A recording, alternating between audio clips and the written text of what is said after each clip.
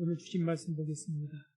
창세기 41장 37절로 43절입니다. 창세기 41장 37절로 43절까지 말씀을 같이 합독합니다. 바로와 그 모든 신하가 이 일을 좋게 여긴지라. 바로가 그 신하들에게 이르되 이와 같이 하나님의 신이 감동한 사람을 우리가 어찌 얻을 수 있으리요 하고 요셉에게 이르되 하나님이 이 모든 것을 내게 보이셨으니 너와 같이 명철하고 지혜 있는 자가 없도다. 너는 내 집을 치리하라. 내 백성이 다 내 명을 복종하리니 나는 너보다 높음이 보좌뿐이니라. 바로가 또 요셉에게 이르되 내가 너로 애굽 온 땅을 총리하게 하노라 하고 자기의 인장 반지를 빼어 요셉의 손에 끼우고 그에게 세마포 옷을 입히고 금사슬을 목에 걸고 자기에게 있는 버금수레에 그를 태우며 무리가 그 앞에서 소리지기를 엎드리라 하더라. 바로가 그로 애굽 전국을 총리하게 하였더라. 아멘. 오늘 말씀을 중심으로 해서 하나님의 신이 감동한 사람, 이런 제목으로 말씀을 선포하도록 하겠습니다. 말씀 듣기 전에 우리 믿음으로 고백합니다. 하나님의 때가 되었습니다. 하나님의 때가 되었습니다. 하나님의 구원을 바라봅시다. 하나님의 구원을 바라봅시다. 하나님께서 부르신 모든 백성들에게는 반드시 하나님의 때가 있습니다. 하나님의 때에 놀라운 역사가 나타나고 하나님의 때에 요셉과 같이 하나님께서 세우실 것입니다. 그 하나님의 구원을 바라보는 우리 모든 성도님 되시기를 주의 이름으로 축원을 드립니다. 오늘 말씀은 요셉이라는 사람이 당시의 애굽, 오늘날 같으면 미국과 같이 아마 어쩌면 지금의 미국보다 더 강대한 제국일 겁니다. 세계에서 가장 강대한 제국, 애굽 제국의 총리가 되는 그런 내용이 나오고 있습니다. 우리가 요셉은 애굽 사람이 아닙니다. 요셉은 이방인이죠. 요셉은 더 나아가서 노예 신분입니다.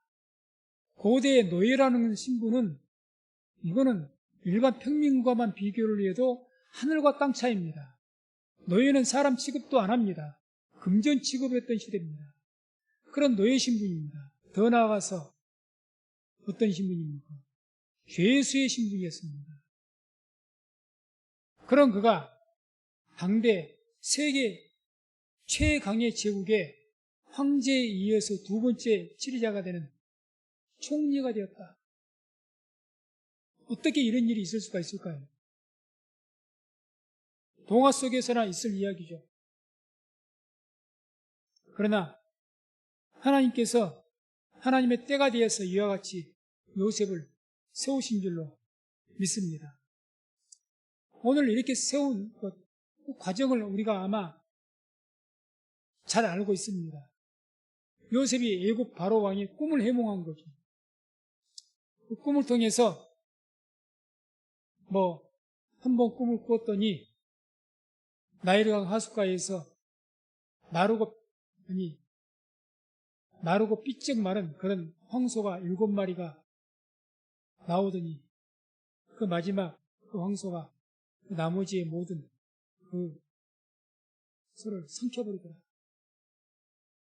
그것이 지나간 뒤에 그 다음에 이제 7마리의 살찐 암소가 나일강 호수에서 나오더라.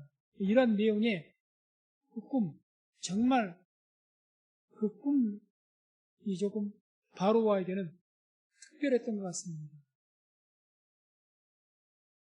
이 꿈을 애굽에 있는 술사나 박사들이 해석을 못 해줬다고 합니다. 해석을 못 해줬다는 것이 어찌 보면 하나님의 섭리일 수도 있겠는데 많은 박사나 술사 다음에 점치는 사람도 있었을 것이고 또 각종 별 사람이 다 있었을 겁니다. 아무도 이 꿈에 대해서 말을 못한 거죠. 그런데 이 요셉이 시원하게 해석을 해주는 거예요. 그러면 우리가 이렇게 생각할 수가 있습니다. 아니, 꿈 해몽 한번 잘했다고. 그러면 다른 애굽의 박사나 술사같이 그런 신분으로 보장을 해주면 되죠. 그 정도가 적절한 보상이 아니겠습니까? 상식적으로 생각했어요. 꿈 한 번, 해몽 한 번, 점 한 번 잘 쳐, 쉽게 말하면 세상 말로 점 한 번 잘 쳐줬다고 총리 대신을 맡깁니까? 상식으로 이해가 안 되는 이야기입니다. 상식으로. 물론 궁극적으로는 하나님께서 하신 일이죠. 그러나 상식상으로 이해가 안 되는 일입니다. 그러나 오늘 말씀을 통해서 이 애굽 황제가 대체 못 먹을 걸 먹었길래 도대체 요셉에게 뭐가 어떻게 뿅 갔기 때문에 꿈 해몽 한번 잘해줬다고 총리를 맡깁니까? 그 내용은 오늘 본문의 38절을 보면 우리가 알 수가 있습니다. 이런 말씀이 나오죠. 바로가 그 신하들에게 이르되 이와 같이 하나님의 신이 감동한 사람을 우리가 어찌 얻을 수 있으리요? 하나님의 신이 감동한 사람을 우리가 어찌 얻을 수 있겠느냐 이렇게 얘기합니다. 애굽에는 박사나 술사 이 사람들이 다 신접한 사람들입니다. 오늘날 우리 식으로 말하면 무당이고 점치는 사람들이고 그런 사람들이란 말입니다. 그런 많은 나름대로 신을 섬긴다는 사람들이 있는데 자기가 보기에 그들이 말한 신에도 어떤 신적인 감동을 받은 사람을 내가 못 봤다는 이야기죠. 못 봤다는 이야기입니다. 흔히 우리가 이런 이야기를 합니다. 정말 열심으로 신앙생활하고 믿음이 성실하고 열심히 기도하고 그런 믿음이 하나님의 영혼에 충만함을 입은 그런 분들의 어떤 말하고 참 저분은 영적인 데가 있는 분이에요. 이렇게 표현을 합니다. 영적인 데가 같이 예수를 믿어도 영적인 데가 있는 사람이 있고 영적인 모습을 찾아볼 길이 없는 분이 있습니다. 무늬만 크리스찬이랍니다. 예수 믿는 사람은 누가 보기에도 영적인 데가 있어 보여야 됩니다. 아멘. 영적인 데가 있어야 돼요. 서로 심지어는 안 믿는 사람들이 보기에도 저 사람은 교회를 다닌다더니 우리와는 좀 달라. 뭔가가 좀 영적인 데가 있는 것 같아. 그런 어떤 이미지를 주어야 된다는 거죠. 그게 신약 성경에서 말한 그리스도의 향기인 줄로 믿습니다. 영적인. 이 요셉이 바로의 왕에게 뭘 강력하게 인식시킵니다. 이 사람 내가 지금까지 이 신도 믿고 저 신도 믿고 많은 박사와 수객들을 봤다는 거예요. 세계에서 가장 내노라하는 사람들 아니겠습니까? 나름대로 영적인 실력가들 아니겠습니까? 그러나 그런 많은 자들 통해서 내가 영적인 데를 못 봤다. 바꿔 말하면 다 세속적이더라. 다 돈 많이 주면 나한테 축복을 해주고 다 내가 잘해주면 다 축복해 주더라. 거기에서 뭔 영적인 것을 보겠습니까? 근데 요셉이 꿈을 해석하는 데서 흉년만 해석했습니까? 분명히 흉년도 해석을 했습니다. 결코 바로 왕이 듣기 좋아할 소리는 아닙니다.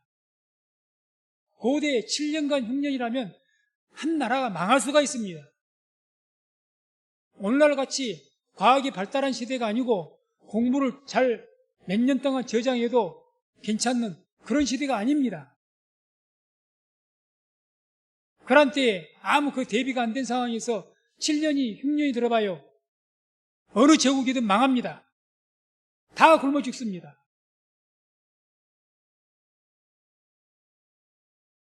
그럼에도 불구하고 이 바로 왕은 그런 말을 듣고 오히려 요셉에게서 뭘 영적으로 느껴 마음으로 받아들이냐. 아, 이 요셉과 같이 하나님이 신의 감동한 사람을 어디서 찾겠느냐. 이걸 이 바로 왕만 그렇게 된 거지 그 모든 대신이 다 좋게 해야겠다고 했거든요. 그 꿈 해몽을 들었던 모든 대신들도 황제도 요셉을 통해 보게 돼. 아, 이 사람은 정말 영적인 데가 있는 사람이야. 이런 감동을 주었다는 겁니다. 우리는 이런 감동을 줄 수 있는 삶을 살아야 됩니다. 그래야 우리가 그런 하나님의 감동 가운데 살아갈 때 하나님의 때에 수직 상승이 됩니다. 수직 상승. 요셉이 총리가 된 것 수직 상승 아닙니까? 이보다 더 큰 수직 상승이 어디가 있습니까? 말도 안 되는 수직 상승입니다. 왜 이러한 일이 있게 됐느냐? 요셉이 하나님의 감동을 가운데 있는 사람이 되었기 때문에. 그래서 이 하나님의 감동을 가운데 살았던 이 요셉. 그럼 요셉에게 삶 가운데 아무 고난이 없었습니까? 자기 아버지 집에 이스라엘 땅에 있을 때에 하나님께 꿈을 주셨습니다. 아버지의 그 사랑을 독차지하면서 색동 저고리 옷까지 입어가면서 귀하게 자랐습니다. 하나님 거룩한 꿈을 주었습니다. 그 꿈을 받은 이후에 형들에게 의해서 노예로 팔려가가지고 13년 동안 노예 생활을 했고 또 죄수의 신분으로 감옥 생활을 하는 그런 고초를 겪었습니다. 그 13년간의 세월 속에도 중요한 것은 이 요셉이 하나님의 감동을 잃지 않고 살았다는 거예요. 한 번도 하나님을 떠나서 산 적이 없고 하나님 주신 꿈을 잃어본 적이 없이 하나님의 임재하심과 감동 가운데 살았다는 겁니다. 그런 삶을 살았기 때문에 이와 같이 13년 후에 그게 하나님의 때였지만 하나님께서 수익 상승시켜서 하나님의 영광을 나타낸 줄로 믿습니다. 그래서 이와 같이 하나님의 감동된 그런 요셉에게 어떤 은혜가 있었습니까? 하나님의 감동 가운데 있었기 때문에 이 요셉에게는 하나님의 계시가 임한 거예요. 계시가 뭘 계시라고 합니까? 보이지 않던 것들이 보여주는 것이 계시입니다. 어떤 비밀을 깨닫게 되고 알게 되는 것이 계시입니다. 우리 성도님들에게 오늘 말씀이 내가 듣고 깨달아졌다? 계시의 영이 임한 줄로 믿습니다. 도무지 듣기는 뭔 말인지 모르겠다? 아직 계시의 영이 임하지 않는 겁니다. 누구에게 계시의 영이 임하느냐? 하나님의 감동 가운데 있는 자예요. 25절 보면 이런 말씀이 나옵니다. 요셉이 바로에게 고하되 바로의 꿈은 하나이라 하나님이 그 하실 일을 바로에게 보이심이니이다. 바로가 꿈을 꿨는데 그 꿈 내용을 들을 때 그 어떤 명철한다고 박사와 술사가 그 당시에는 가장 명철하고 똑똑한 사람들이었죠. 그 어떤 사람도 해석은 못했어요. 그런데 이 요셉에게 계시의 영이 임한 겁니다. 그래서 그 꿈을 해석하게 해주는 거죠. 이렇게 하나님의 신의 감동이 되어서 꿈을 해몽한 사람이 유명한 사람이 또 한 분 있죠. 다니엘입니다. 느부갓네살 황제가 꿈을 꿨는데 큰 신상을 봤습니다. 그 꿈을 다니엘이 해몽을 해줬죠. 해석이 됐어요. 그 내용에 그 꿈을 해석해주고 다니엘이 이렇게 말합니다. 다니엘서 2장 28절 30절에 오직 은밀한 것을 나타내실 자는 하늘에 계신 하나님이시라. 그가 느부갓네살 왕에게 후일에 될 일을 알게 하셨나이다. 왕의 꿈, 곧 왕이 침상에서 뇌 속으로 받은 이상은 이러하니이다. 왕이여, 왕이 침상에 나아가서 장래일을 생각하실 때 은밀한 것을 나타내시는 이가 장래일을 왕에게 알게 하셨사오며 내게 이 은밀한 것을 나타내시면 내 지혜가 다른 인생보다 나은 것이 아니라 오직 그 해석을 왕에게 알려서 왕의 마음으로 생각하던 것을 왕으로 알게 하려 하심이니이다. 아멘. 다니엘이 뭐라고 이야기합니까? 내게 이 은밀한 것을 나타내시면 내 지혜가 다른 인생보다 나은 것이 아니라 하나님의 계시는 인간의 지혜가 뛰어나서 똑똑해서 열린 것이 아닙니다. 학문이 말라서 열린 것이 아닙니다. 하나님의 계시는 하나님께서 열어주시는 것입니다. 그래서 아모스 3장 6절 7절에 이런 말씀이 나옵니다. 말씀을 흡독합니다. 성읍에서 나팔을 불게 되고야 백성이 어찌 두려워하지 아니하겠으며 여호와의 시키심이 아니고서야 재앙이 어찌 성읍에 임하겠느냐. 주 여호와께서는 자기의 비밀을 그 종 선지자들에게 보이지 아니하시고는 결코 행하심이 없으리라. 아멘. 주 여호와께서는 자기의 비밀을 그 종 선지자들에게 보이지 아니하시고는 결코 행하심이 없으시리라. 우리가 지금은 쉬고 있습니다만 계시록의 말씀을 주일 오후마다 듣고 있습니다. 계시록은 하나님의 비밀입니다. 그러나 그 하나님의 비밀을 하나님의 종에게 알려주지 않고 행하심이 없습니다. 하나님의 감동을 입은 자들에게는 하나님께서 눈을 열어 그 말씀을 깨닫게 하실 줄로 믿습니다. 하나님의 영에 감동을 우리가 항상 그 감동 가운데 살아야 될 이유입니다. 또한 하나님의 감동을 입은 이 요셉에게는 하나님의 지혜가 있는 것 같습니다. 당연한 것이죠. 그래서 요셉이 꿈 해몽하고 해몽으로 끝나는 것이 아닙니다. 뭐까지 했습니까? 앞으로 흉년이 올 텐데 처음에 풍년 7년 들었다가 그 다음에 흉년 지나가면 7년의 흉년이 다가올 텐데 그 흉년을 어떻게 대비할지 해결책을 말해줘. 그게 34절에서 36절이죠. 바로께서는 또 이같이 행하사 국중에 여러 관리를 두어 그 7해 풍년에 애굽 땅이 5분의 1을 거두되 그 관리로 장차 올 풍년에 모든 공물을 거두고 그 공물을 바로의 손에 돌려 양식을 위하여 각 성에 적치하게 하소서. 이와 같이 그 공물을 이 땅에 저장하여 애굽 땅에 임할 7해 흉년을 예비하시면 땅이 이 흉년을 인하여 멸망치 아니하리이다. 아니. 어떻게 흉년을 대비할 것인지 상세하게는 말할 수가 없는 거죠. 그러나 이야기합니다. 그래서 하나님의 감동 가운데 있는 사람은 하나님께서 그때그때 우리가 막다른 골목에 다다랐을 때 인생의 어려움 만났을 때 하나님의 감동 가운데 있는 사람들은 그때그때 피할 길을 내시고 지혜를 주실 줄로 믿습니다. 반드시 그래요.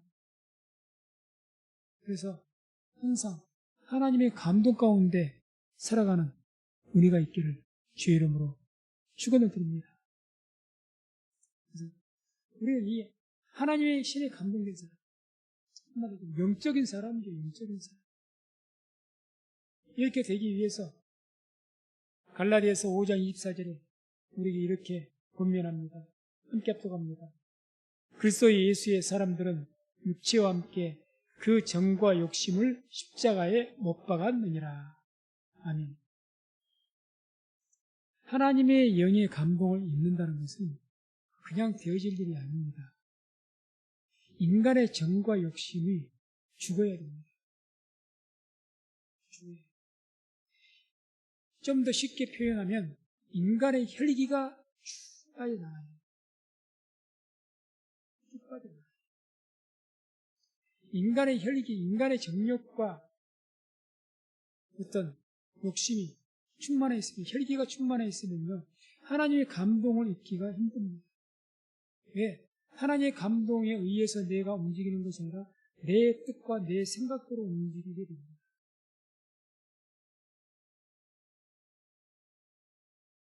그래서 우리는 중요한 게 인생을 살다 보면 어느 예수 믿는 사람이고 신앙생활 하다 보면 하나님의 감동 가운데 하나님의 영에 충만한 때가 없었던 적은 없습니다. 다 언젠가는 한 번쯤 다 있었습니다.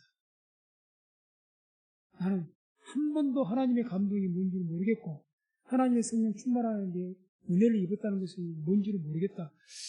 그건 참 걱정이 됩니다. 그런데 신앙생활 하다 보면 지금은 그렇지 않다 할지라도 예전에 한두 번쯤 그런 적이 있었습니다. 중요한 것은 하나님의 감동을 입은 것이요, 한때 머물러서는 안 된다는 이야기입니다. 요셉처럼 13년 동안 요셉에게 결코 그 인생이 만만하지 않았습니다. 근데 이 요셉은 그런 가운데도 하나님의 감동이 끊어지지 않았습니다.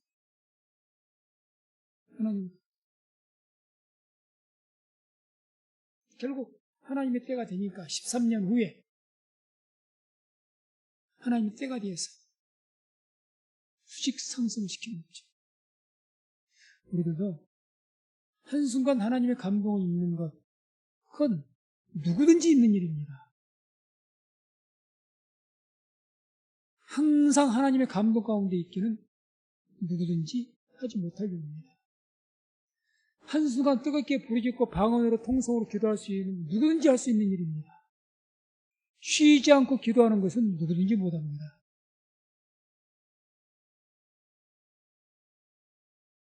우리가 믿음의 생활 살 때 항상 우리가 하나님의 감동 가운데 있도록, 우리가 쉬지 않고 기도하는 가운데 있도록 힘쓰시기를 주의 이름으로 축원을 드립니다. 우리가 이와 같이 이것을 힘써 나갈 때 그때 내 정과 욕심, 인간의 혈기가 빠져나가기 시작합니다. 한순간에 빠져나가면 얼마나 좋겠습니까? 우리의 고집 하나만 해도, 우리의 고집 하나도, 오기 하나만도 얼마나 그 오기가 새심줄 같은지, 우리의 잘못된 버릇 하나만 해도 3살 버릇이 8가지 간다고 얼마나 그것이 안 고쳐지는지, 우리의 나쁜 성깔 하나만 해도, 못된 성격 하나만 해도 그것이 얼마나 안 고쳐지는지를 우리가 너무나도 잘 압니다. 이런 악한 모습들, 죄된 모습이 우리에게만 있는 것이 아니라요, 요셉에도 있었고 하나님의 모든 종들에게, 다 죄인들에게 다 있었습니다. 그래서 하나님께서는, 주님께서 그런 자들을 다 부르시고 우리와 똑같은 죄인들입니다. 요셉도 죄인이고 모세도 죄인이고 아브라함도 죄인이고 다 죄인들입니다. 그들을 부르시고 세우시고자 할 때 반드시 뭔 과정을 치릅니까? 이들의 혈기를 빼는 과정을 치르십니다. 혈기를 빼는 거예요. 그 기간이 요셉에게는 13년이 걸린 겁니다. 아브라함은 처음에 후사를 약속하시고 몇 년 만에 아들을 주셨습니까? 약속 허락하셨습니까? 25년 만에. 25년간 아브라함의 인간적인 혈기를 쫙 뺐습니다. 아들 이삭을 얻고 나니 그 이후에야 이삭을 번제로 드릴 수 있는 믿음의 경지까지 이르잖아요. 야곱은 형 피해서 아람으로 도망가다가 베델에서 하나님 보았습니다.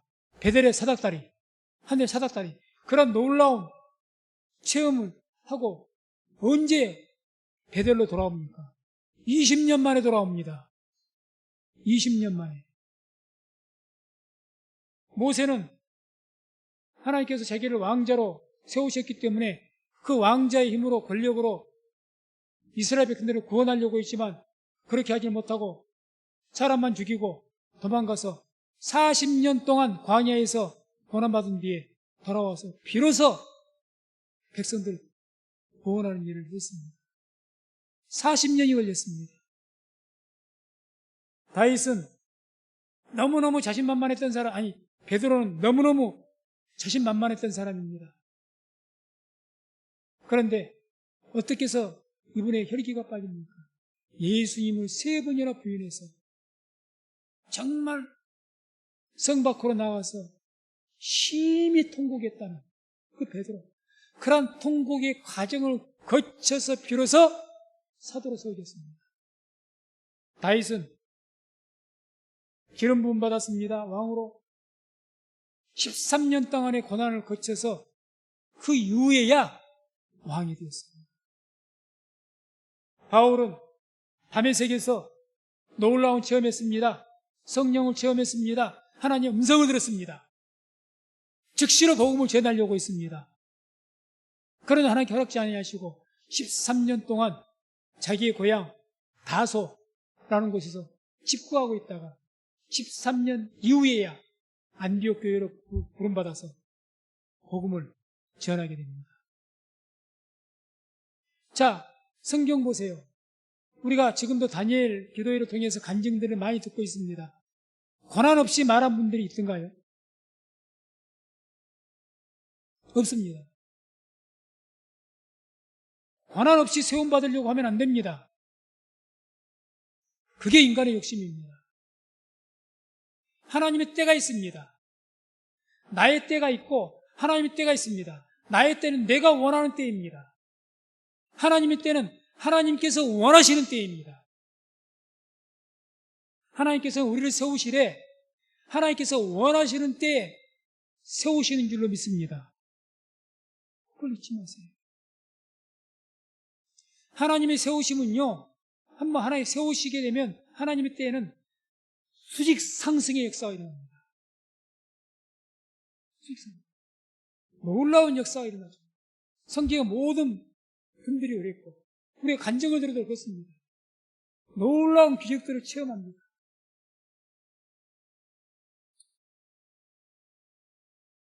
모죽이라는 대나무가 있습니다. 모죽. 예전에 한번 들어보셨을 겁니다.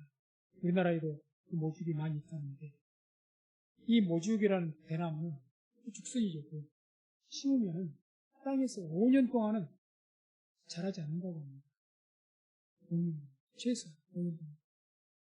길게는 7년 동안. 5년 전혀 자라지 않는다.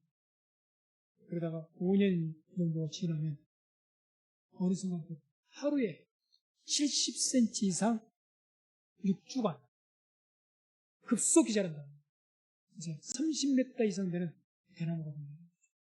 5년 동안은 땅속에 박혀 있어서 전혀 나오지 않아요. 딱 5년의 때가 차면 하루에 70cm. 거의 인간의 반의 정도 이런 허리춤에 이를 정도의 하루에 그렇게 돼서 6주간을 계속 자라서 30m 정도. 그래서 어떤 학자들이, 식물학자들이 연구를 했다는 거예요. 아니, 그러면 이 모죽은 5년 동안 대체 뭘 하길래 꼼짝 않고 이러고 있느냐? 뭔 식물, 이런 식물도 다 있느냐? 땅을 파서 연구를 해봤던 겁니다. 그랬더니 놀라운 걸 발견했습니다. 그 죽순의 뿌리에서 5년 동안 뿌리가 자라나는데 5년 동안 정도 자라면 10리 이상, 사방팔방으로 10리 정도, 4kg 정도 10리 이상을 뻗어나갑니다. 그리고 5년 동안 못 한다는 거예요. 뿌리 내리는 일을 한다는 거죠. 뿌리를 깊이 받고 10리 이상, 4kg 이상을 뻗어나간다는 거죠. 겉에서는 아무것도 보이지 않아요. 그래서 그 뿌리가 10리 이상을 뻗어나가서 뿌리가 많이 뻗어나간다는 건 무슨 말이죠? 그만큼 양분을 많이 흡수한다는 것 아닙니까? 한순간에. 많이 뻗어나가서 흡수해서 자라나게 될 때는 하루에 70cm가 자란다는 거죠. 이게 모죽이라는 거죠. 하나님의 세우심이 이와 같습니다. 하나님께서 5년이 됐든지 7년이 됐든지 오늘 말씀 통해서 본 것처럼 요셉은 13년, 뭐 대부분 13년이고 어떤 경우는 40년, 20년 다 각기마다 하나님께서 그 성향에 따라서 저같이 못나고 저같이 혈기가 많은 사람들은 또 하나님께서 그 혈기 빼기가 시간이 많이 걸리시겠죠. 그것을 좋게 표현하면 대기만성 그럽니다.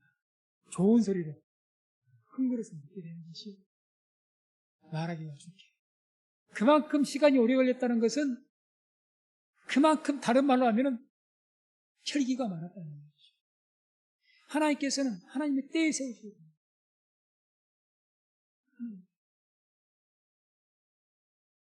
그래서 우리가 지금 우리 성민교회가 우리 성도님들 한 분 한 분이 어쩌면 모주게 땅에서 제대로 솟아나지도 못한 그런 기간을 보내고 있는지 모르겠습니다. 하나님의 그것도 뿌리가 모직이 사방팔방으로 뻗쳐나가는 것도 이 모직에게 생명이 있을 때 말하는 것이지 생명이 없으면 죽는 거죠. 다시 말해서 우리가 그냥 5년 기간 채운다고 되는 것이 아니라 하나님의 감동 가운데 하나님의 생명 가운데 있어야 할 줄로 믿습니다. 그래야 겉으로는 전혀 드러나는 것이 없어요. 저 사람 뭐 5년이 되나 사는 것이 고모양 꼴이고 하면서 저 성민 순봉교는 5년이 가나 10년이 가나 고모양 꼴이야. 그렇게 보일지 몰라도 우리가 하나님의 생명을 품고 있다면 하나님의 감동 가운데 있다면 지금도 이 땅 속에서는 뿌리가 저 땅속 깊이 사방팔방으로 뻗어나가고 있는 줄로 믿습니다. 우리 성도님들의 삶이 그렇게 돼요. 중요한 것은 하나님의 영에 감동하신 이런 삶이 끊어지지 않아야 됩니다. 영적 흐름이 끊어지지 않아요. 흔히 이런 말 합니다. 기도줄 한번 놓쳤더니 다시 기도줄 잡기가 너무 힘드네. 경험해 보셨습니까? 맞습니다. 기도도 쉬지 않고 기도가 거저 되는 줄 아십니까? 쉬지 않고 기도하니까 뭐 그냥 기도해도 1시간도 못하고 3, 40분 그게 매일같이 기도하는 것이 쉬운 것 같습니다. 한번 기도줄 딱 끊어지면요 이게 회복되기 너무 힘듭니다. 하나님의 영의 흐름의 감동을 우리가 한번 끊어지기 시작하면요 이것 회복하기가 너무너무 힘이 듭니다. 꼭 이 시간 우리가 하나님의 영의 감동을 내가 지금 식어져서 슬럼프에 빠져 있고 그런 가운데 있다면 이 시간 회개하시고 몸부림을 치면서 기도하시기 바랍니다. 아멘. 기도하세요. 그때 부르짖는 겁니다. 다윗이 그러지 않습니까? 주여 성신이 내게 떠나지 마옵소서. 범죄하고 나서 밧세바 간음하고 자기의 장군 우리야 살인해서 죽이고 하나님의 영적인 하나님의 감동이 끊어져 버린 거예요. 얼마나 마음에 두려운지를 모릅니다. 그러니 하나님이여 성신을 내게 거두지 말아달라고 심상이 적기까지 회개한 줄로 믿습니다. 있어야 됩니다. 하나님의 감동이 끊어지면 하나님의 생명 가운데 끊어지면 그 죽순은 뿌리가 생명이 죽어버린 죽순입니다. 그건 5년이 아니라 50년이 가도 필요가 없습니다. 그러다 우리가 아무리 초라한 그런 모습일지라도 하나님의 감동 가운데 지금 있다면 이게 내게 유지가 되고 있다면 지금도 생명의 뿌리가 우리의 삶의 주위에 사방팔방으로 힘차게 뿌리를 내리고 있는 줄로 믿습니다. 훗날 하나님께서 수직 상승을 시키는 하나님의 구원의 때가 반드시 오게 될 줄로 믿습니다. 갈라디아서 2장 20절 이 말씀 함께 합독합니다. 그리스도와 함께 십자가에 못 박혔나니 그런즉 이제는 내가 산 것이 아니요 오직 내 안에 그리스도께서 사신 것이라.